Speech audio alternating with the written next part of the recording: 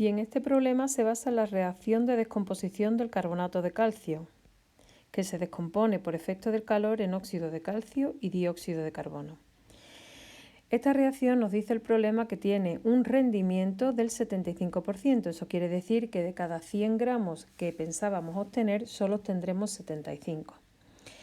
En el apartado A se nos pregunta por la composición del sólido que se extrae del horno. Entonces, el sólido que se extrae del horno será el óxido de calcio que se ha obtenido por reacción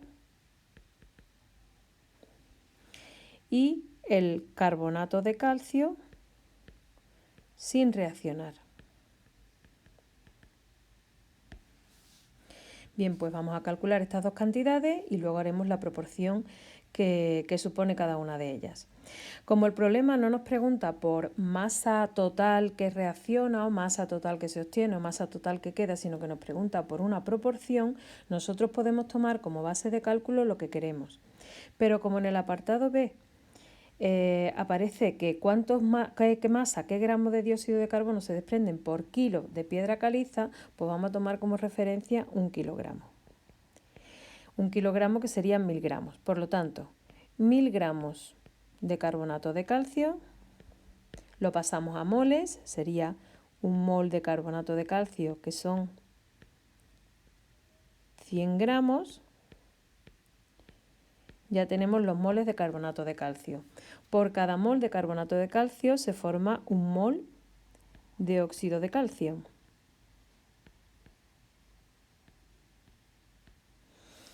Así que ya sabemos los moles de óxido de calcio que se forman. Y por la masa del óxido de calcio, que serían 40 más 16, 56 gramos de óxido de calcio, que es 1 mol. Pero esto sería si la reacción fuese al 100%, pero es al 75%, por lo tanto se obtendrá el 75%. Por 75 gramos reales que se obtienen por cada 100 gramos teóricos, que son los que estamos calculando hasta aquí. Por lo tanto, si hacemos esta cuenta,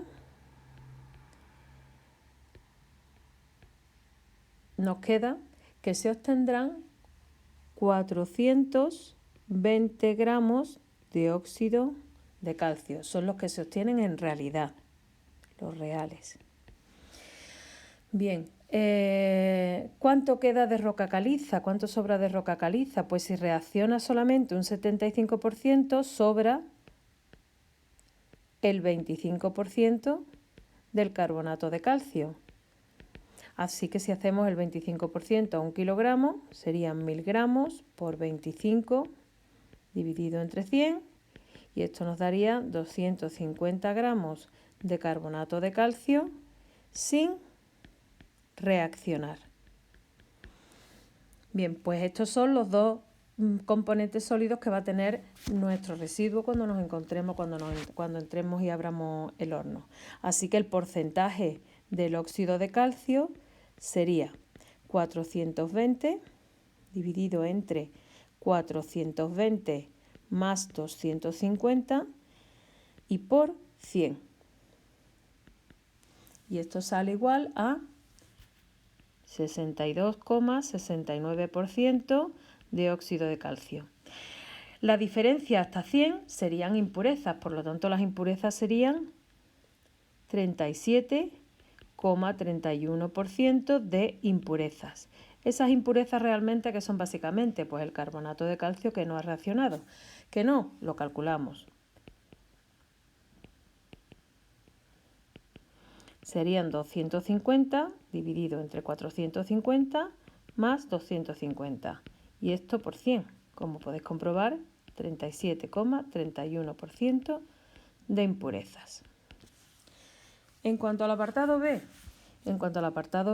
simplemente tenemos que calcular la masa que se desprende por cada kilogramo de piedra caliza. Bueno, pues para 1 kilogramo de piedra caliza, que son 1000 gramos de carbonato de calcio, por 1 mol, si ya lo tuviéramos de antes, pues simplemente cogeríamos el dato y lo pondríamos aquí, que son 100 gramos de carbonato de calcio, por 1 mol de dióxido de carbono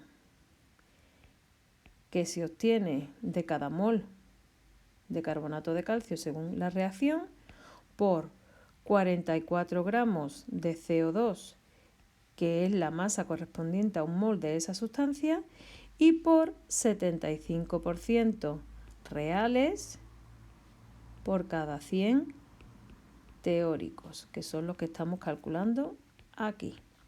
Por lo tanto, haciendo esta cuenta se obtienen 330 gramos de dióxido de carbono.